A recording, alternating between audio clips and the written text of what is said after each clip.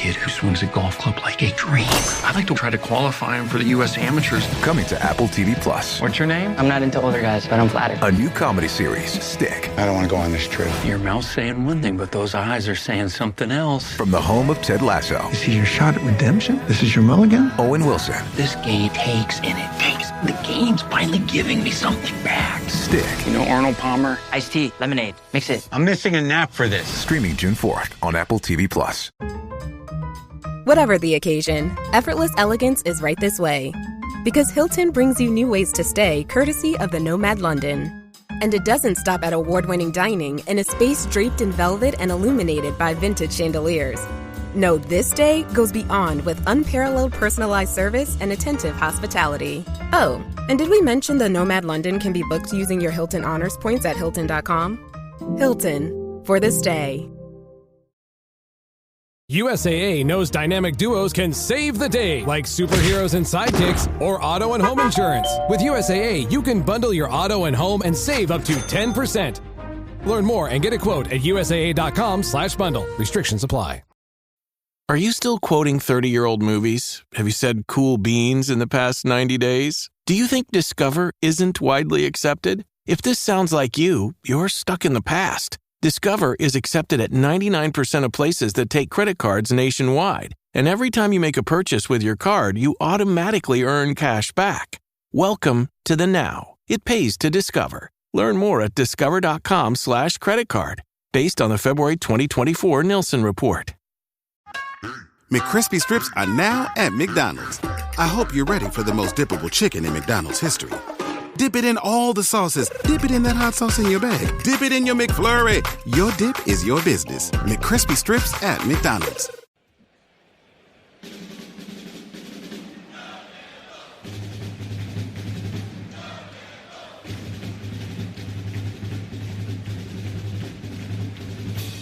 Hey there, Duke fans. Welcome to episode number 108 of DBR Bites. This is going to be a short one, but as Bites tend to do, sometimes it's Sunday. Sometimes we like to have brunch instead of breakfast. I am Donald Wine. I'm your host for this episode. I have Jason Evans with me. Jason, I want to start off by saying, hey, how you doing? But also, Tyler Thornton, officially a Duke men's assistant basketball coach.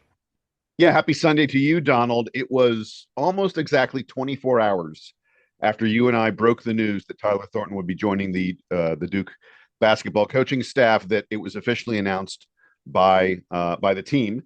They sent out a press release, and they did it the way only Duke announces things with an episode of the Brotherhood podcast. Tyler Thornton sat down with Quinn Cook. By the way, I love the fact that everyone out there was saying, oh, if Duke needs to add a guy, Quinn Cook, like that was the really popular name out there in the Duke world. And rather than adding him to the staff, they added him to the Brotherhood podcast. Hey, Jason, they are online. Yeah. We've said this before. They read the comments and they're like, oh, you want Quinn Cook? We'll give you Quinn Cook. It's just as the host over here, but right. Sure, like it's still all the same. Yeah, but it's a great episode. Check it out. It's a lot of fun to listen to those two guys who know each other really well. Played together in the DMV. Played together at Duke, are the best of friends, and you can tell Quinn is just so thrilled for his buddy Tyler to be joining the Duke staff. And I'll tell you from people who were at K Academy this week, and we're mostly, Donald, we're going to be talking about stuff that we've heard, stuff that we've learned from K Academy, that everybody was just incredibly excited to get the news that Tyler Thornton was joining the staff. I will tell you that Tyler was walking around and was just like super fired up about it. Like anyone who ran into him, he was like high fives all around. So obviously a great atmosphere at K Academy, and everyone excited to be adding Tyler Thornton. Yeah, I had heard the same about everyone being, the buzz went quicker than the news, right? Like everyone was super, super jazzed up at K Academy about it. I will mention, Jason, we didn't really touch on it on the last episode, but Will Avery will be departing the program. And a lot of people were wondering why. We will wait for that news to come out, but what we have heard has been nothing but positive, right? That he may have another opportunity waiting for him, and it's not an acrimonious departure, so to speak. So we wish him well, and we think that's going to be wherever he lands. Will whatever team will land him will be better for it. No, I got nothing to add to that. it's sort of a bittersweet thing here with Tyler because Right. we don't get more of Will and don't get to see more of what he's able to do with the team. I'm sure his role would have expanded over the years, but yeah, we wish him well wherever he happens to be going. He's always part of the brotherhood, part of the family. So yeah. Yeah, absolutely. And speaking of the Brotherhood, speaking of the K Academy, as Jason mentioned, we got a little intel from what was a practice, or at least like a couple of practices. Jason will fill it in a second. That happened down in K Academy with the 2025-26 team. At least those of them that are on campus. As Jason, I believe you mentioned on the last show, Dame Sar is not in Durham yet, but they're working on that. Obviously, international students are a little different right now, so they'll work on that and get in there. But for the rest of the guys, almost everybody was at K Academy, and we got some intel about some of the practices that were taking place. So, Jason, why don't we start with what happened? Yeah. So first of all, usually there is a little more practice time in Cameron for the team, but this year I don't know if K Academy. Oh, well, actually, I did. I heard from one of the players who was there. Not playing at K Academy, a former Duke player who I was asking about, how things were going down there, and he said there was a record number of students. I want to say he said 160. He said there was a record number of campers. Campers. That's the word for these guys in their 40s and 50s who go there and suffer the pulled hamstrings and torn ACLs and all the other stuff. Oh my gosh. I was talking to one guy who was down there and he's like the medical tent was full at all times. Oh, I believe it. I believe Yeah. they get their overtime for this week. Yeah, exactly. But in any event, what I heard was there was so much activity going on with K Academy stuff that the court time in Cameron was very limited, and the team, the now assembling 25-26 Duke basketball team, had to spend most of their time when they wanted to play. They were playing in the Coach K practice facility. That's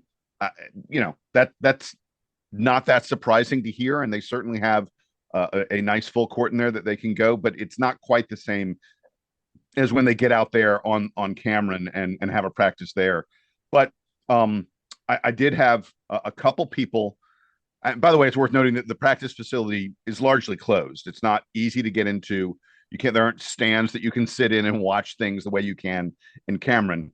But I did have a couple folks who managed to get in there at least for a few minutes and see things that were going on and gave us a little. And Donald, this is not a lot of stuff.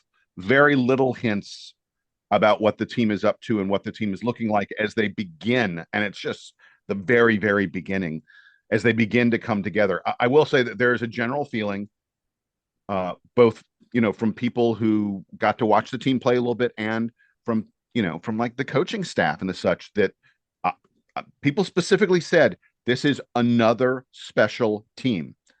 There is a tremendous, I know for Duke fans, you feel like what we had with Cooper Flagg, with Con Knipple, and all those other guys, CNJ Tires, I could go on and on. That felt like one of the really great Duke teams.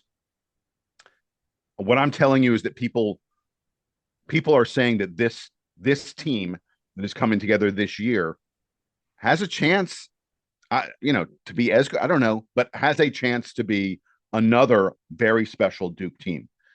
And a number of people have said to me that it's all about chemistry, all about how they fit together, and how the pieces, get molded into a whole. You're correct that everyone but Damastar are on campus at this point and are working out together and are beginning the process of coming together. I will tell you that when they go to practice, it's not just, because of K Academy and all the guys who are around, it is not just the team, next year's team, that is playing. I know that Wendell Moore and Trevor Keels and DJ Stewart all were participating in some of these practices. And when you have pros like that, Wendell Moore has been in the NBA for several years. Trevor Keels and DJ Stewart have been on two-way contracts. They've been playing in the NBA and the G League. Those guys are a level up.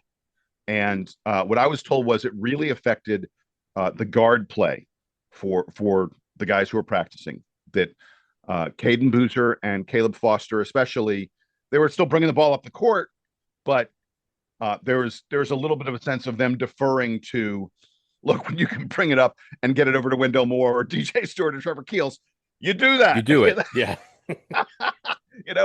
I'm not gonna bother to be the creator. I've got these guys who are pros doing the creating for me. And Jason, real quick, if you recall last year, we got a little bit of intel and practice that was at K Academy. Last year, we had a lot more where we made a full, like, I think 50 right. That's because they had a full practice, like in the stadium that in the thing, watch, right? Yeah. But if you remember, it was the same thing. They had some pros sprinkled in, and what was the word back then was, hey, some of these guards just aren't ready for prime time. And we both kind of back then, I believe, were like, good, because they shouldn't be ready for prime time against the NBA player right now, but they're going to learn that and hopefully get better, which they, of course, did. Yeah, exactly. I will tell you, first of all, that the report on Cameron Boozer is that this will come as a shock. He does everything at a high level, Donald. He can pass, he can shoot, he will post you up if you close out on him too much. Obviously, he grabs every rebound. We've heard the reports on Cam for a while. He's considered one of the most productive high school players of all time. And what I was told is that even if you watch a little bit of a Duke practice, you're like, yeah, that Cam Boozer guy, he stands out a little bit.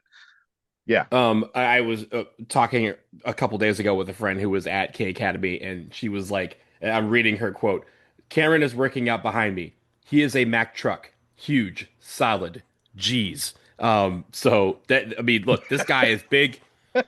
He is apparently a Mack truck, which bodes well for the paint, right? He's not going to be, and we've seen that in high school. He's not easily be moved around. He's going to get to his spot, and when he does, if he wins that battle, game over. He's going to put the ball in the basket. So that is something that we get to see continue to build throughout the summer. And as you mentioned, he already has all the accolades a high school player can get. So now let's add the college stuff to it as well.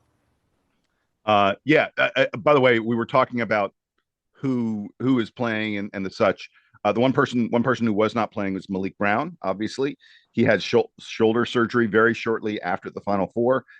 We all know he desperately needed that shoulder surgery to get things solid in there, to not suffer those repeated shoulder separations.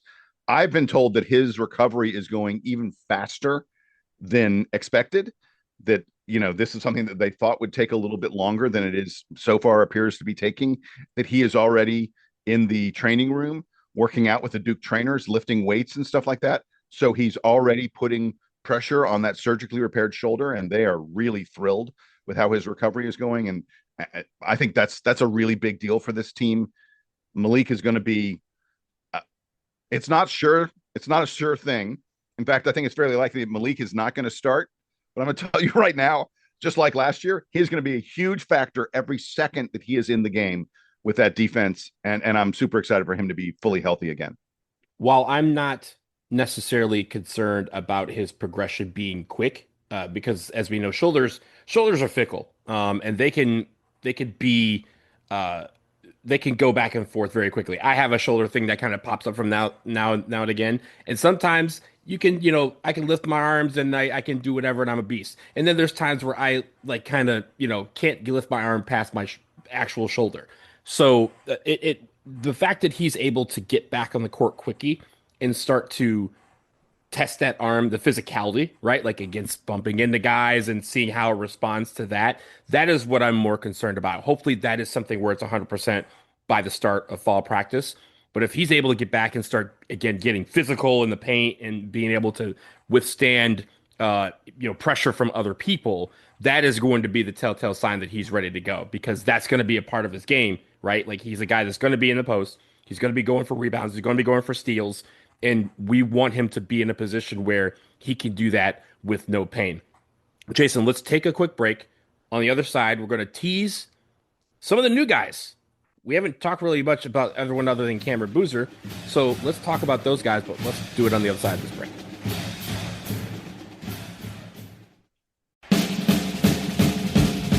Make this your best season yet with nutritious 2-minute meals from Factor. Eating well has never been this easy. Just heat up and enjoy, giving you more time to do what you want. The meals arrive fresh and ready to eat, and most importantly, they fill you up and they're delicious. Yeah, and this is the perfect time of year to get outside instead of prepping and cooking indoors. Factor powers your day with satisfying breakfasts, on-the-go lunches, premium dinners, and guilt-free snacks and desserts. With 45 weekly menu options, you can pick gourmet meals that fit your goals. It's easy to savor more this spring. Factor meals pack in the flavor with none of the fuss. It's time to get started at factormeals.com/DukeBB50 off and use that code DukeBB50 off to get 50% off plus free shipping on your first box. That's code DukeBB50 off at factormeals.com for 50% off plus free shipping. Switch to Verizon Business and get more from your internet without paying more for your internet. Get LTE Business Internet starting at $39 a month when paired with select business mobile plans. That's unlimited data, and with it, unlimited possibilities. Start saving today with Verizon Business, ranked #1 in small business internet customer satisfaction by J.D. Power. Starting price for 25 megabits per second LTE internet plan with smartphone plan savings, plus taxes, fees, and economic adjustment charge. Terms apply. For J.D. Power 2024 award information, visit jdpower.com/awards. Hey, it's Bill Simmons from the Bill Simmons Podcast. The NBA playoffs are here, and Michelob Ultra is getting you closer to the game than ever with courtside seats and more. Enter now at MichelobUltra.com/courtside. Michelob Ultra Superior Access Courtside 2024 to 2025 sweepstakes. No purchase necessary. Open to U.S. residents 21 or older. Ends on July 1st, 2025. Multiple entry periods. Visit MichelobUltra.com/superior access/courtside for free entry deadlines, and official rules. Message and data rates may apply. Void where prohibited. This episode is brought to you by PetSmart. Stop by for Yappy Hour with your pet at PetSmart. Save $5 on walk-in grooming services like nail trims, ear cleaning, brushing, and more. No appointment needed every weekday from 2 to 6 p.m. And while you're there, Yappy Hour includes exclusive in-store deals like 25% off pet toys. Visit services.petsmart.com/grooming to learn more. Are your business expenses playing hide and seek? With Uber for Business, the small spends that slip through the cracks, like rides and meals, go right where you need them. Because it integrates with leading expense platforms, you can say goodbye to surprise costs, missing dollars, or chasing receipts. Everything's track downable. Uber for Business. Make small steps that make a big impact. Learn more at uber.com/small steps.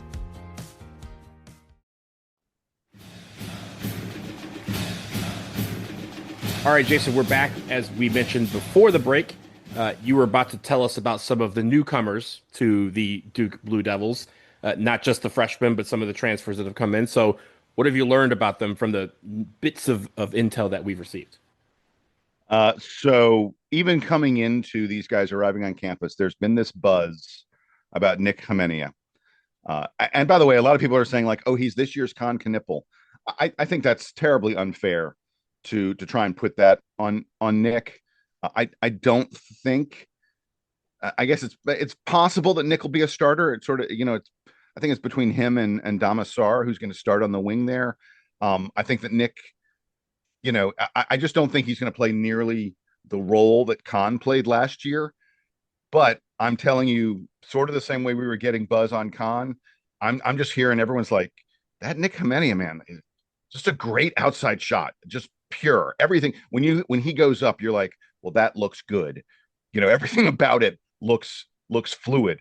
I've been told he's a guy who really knows how to position himself on defense. That he plays aggressively, he disrupts the opposing defense because he has such a good head on his shoulders and understands where he needs to be on defense. I've been told his handle is really nice, and he does an excellent job of making the right pass. He's someone who you just watch the game for a little bit and you go, that's a guy who's impacting things in a positive kind of fashion. Not surprising to hear this. Again, this is a lot of the buzz that we got about Nick Hamenia from the Nike Hoop Summit practices.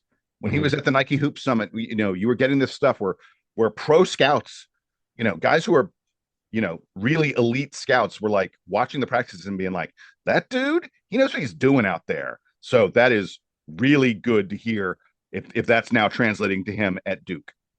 I'm glad you mentioned Hamenia, Jason, and some of the comparisons to Con Knipple last year, because I think this brings up a good point.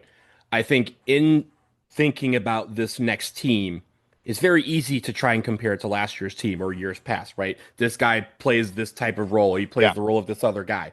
And even for the guys who have returned, everyone's role next year is going to be slightly different. We are going to have a different Slim than we did last year. We're going to have a different Caleb Foster than we did last year. Malik Brown is going to have a different role. Pat Gongba is going to have a different role, right? Pat Gongba was not expected to play much last year, and now he's expected to perhaps start at the center spot this year. So that's a different role for him. We may know some of their attributes and hope that some of those improve as they get older, but their roles are going to change slightly. And so when we look at a Haminia or a Dame Sar or even a Caden Boozer, you want to think about it in terms of what they can bring to the table with relation to these guys that are assembled on this particular team. It's easy to compare them to the Cons and the Man-Mans and the Coopers. But that's something that's, as you mentioned, unfair to these guys because they're going to have a slightly different role. If Nick Minia goes for 25 points a game next year, that might have been a role that was a Cooper Flag role, right? Like Cooper Flag was supposed to get all the points. But that doesn't necessarily mean that is something that was in the cards when they didn't recruit Nick Minia to replace anybody. So I think that is the key here is to think about these guys, everybody at large, you and I included, Jason, to think about these guys in terms of what they can bring to this year's table as opposed to kind of putting them in the label or in the coat of a player from years past, because that's just not how this is going to work. All right. You mentioned a second ago, guys with new roles. And you specifically said, Isaiah Evans, Slim may be, well, so I'm going to tell you the next thing that I heard. Slim came back for a reason. I heard that he's bulked up a little bit, that he looks a little more solid. What I've heard is that clearly since the season ended, he went into the weight room and said, guys, let's put something extra on this frame. I got time now to get bigger. And he got bigger. I heard he's just absolutely dominant in practices, that he's filling it up. He is raining threes left, even though everyone knows that's his role. Everyone knows that's what he's going to do. No one can stop it.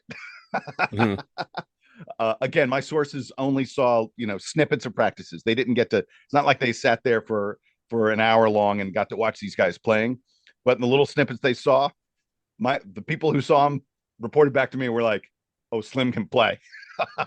Slim gonna play. So that was very exciting to hear. I don't think that comes as a surprise to any Duke fans, but man, it is. It's going to be fun to watch. When Showtime was happening last year, Donald, it was one of the most fun things to watch at Duke, and I think we're going to have a lot more Showtime this year. That would be great. I also think with regards to him bulking up, I think that makes a lot of sense considering the fact that he tested the NBA waters. Right, a lot of those guys like to bulk up a little bit before no one wants to show up at NBA Draft Combine being 150 pounds soaking wet. Right, like that's not something that NBA teams like. They want guys who are quick, nimble, mobile, agile, but also thick, so that when they're on defense, it's hard to get around them. And so for him putting on some weight the right way, right, like bulking up is a great way to present yourself to NBA scouts and say, what do I need to work on? Right. Other than this, what do I need to work on? And I think the fact that he's coming back to Duke tells me he's motivated to not just improve his draft stock, but again, get a couple games further than we did last year. And I think that motivation is going to help this year's squad, right? Having so many guys that were in that position. We only had one guy last year, right? Mason Gillis was the only guy who was in a position to say, this is how you get to this promised land that we seek. Yeah. Now we have 5 guys to say, you want to get to a Final Four, or 6 guys. You want to go to a Final Four? This is how we do it, right? It starts today. It starts with us getting better today. That the 1% mantra that they kind of 1% better that they embraced last year. That sort of mantra is going to be important this year. But now you have guys, a whole team of guys that can show the other ones the way, and I think that's great. And Slim's going to be right at the forefront of that.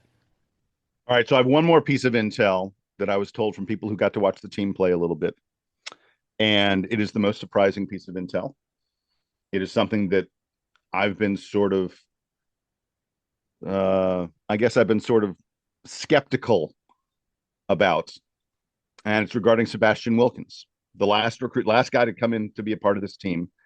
You and I both sort of said, And, sort of what I was hearing was 10th man, a Darren Harris kind of role next year, not from a position standpoint, because Sebastian is more of a power forward, and Darren Harris was clearly a wing, but a guy who, in theory, was not going to play in competitive games. And I'm not prepared to say that is wrong. About Sebastian's coming a little bit, a year early as a reclass, and there are just a lot of guys ahead of him in the rotation. But what I heard was he kind of stands out in practice. When the team gets out there and starts playing, you're sort of like, oh wait, who's that guy? Who's that guy who's super tall and athletic and kind of seems to do a little bit of everything really, really well? Like, oh wait, he's putting the ball on the floor. Wait, he's rising up for a jumper and it looks good. And oh, he's going inside and banging. I'm hearing that Sebastian Wilkins is opening some eyes. And man, I don't know. It's if you can figure out who the starters are at this point, I can probably guess at like 3 of them, but I don't know. And I was ready to kind of say Sebastian Wilkins is a guy that we think about for 26, 27. Not impossible that he plays a role. I'm telling you, he belongs. He belongs out there with those guys. Jason, I said this when we discussed the fact that we were starting to recruit Sebastian Wilkins. I discussed this when he committed, and I will say this again. You don't reclassify unless you have the idea that you're going to be needed, right? Duke's MO is normally to bring in guys that are reclassified because they say, we have not necessarily a hole, but we have a need for a guy like this. And if they have a need for it and they present themselves as someone who is capable, they will put him on the floor and they will play him. So I will not rule out the fact that Sebastian Wilkins could have a mega role here. Just like we said, right? Pat Gongba was not expected to have a role, and for the first 2 months of the season, he did. But opportunity presented itself, and he took advantage of that. And because of that, we couldn't take him out of the lineup at certain points of the season down the stretch. So Sebastian Wilkins, if he is a guy that comes in as a reclass, he's obviously coming in motivated. He's coming in with those younger legs and the idea that he wants to continue to grow and develop. And also, the coaching staff probably said, hey, if you bust your butt, we're going to put you on the floor because we're not bringing you in to sit you on the bench and stash you for a year so other teams can't get you. And as you mentioned when we were talking about recruiting, he was being recruited by teams who were like, yo, we could start you right now, right? You could be in the starting lineup or at least contend for that point. And Sebastian Wilkins came to Duke because he wants to be a part of a winning team and a part of a winning culture. And also because the playing time was probably the opportunity to compete for that playing time was there. And it's not going to be where you're going to redshirt you. So I like what I hear about Sebastian Wilkins being the guy that you can't take your eyes off of in practice, because that means that he's coming in. And when did he commit? 2 weeks ago? A week and a half ago? He's already at K Academy, right? That shows the motivation. He basically committed and packed his bags and came straight to Durham. So that I really appreciate. And if that work ethic is there all summer, then we are going to be probably hearing his name a lot come fall practice. Yeah. All right. So that does it with my intel. Not a lot, but at least it was something. It's a appetizer. I'm sure we'll be getting a full meal at some point over the course of the summer. We'll be getting those practice videos air quotes, that they'll be putting air quotes, out. Raw uncut. Air quotes, which is never raw and never uncut. That's right. But we can scrutinize them all the same, Jason. Jason, thank you for that intel, and thank the people who provided it. You know who you are if you're listening to this show. That's probably why you emailed Jason. So I really appreciate it. But that will do it for this episode of DBR Bites. We will be back very soon if there's news or, again, something to dissect. But until then, he's Jason. I'm Donald. Keep a lock to our email, dbrpodcast@gmail.com. And now it's time for the Duke Band playing us out and taking us home.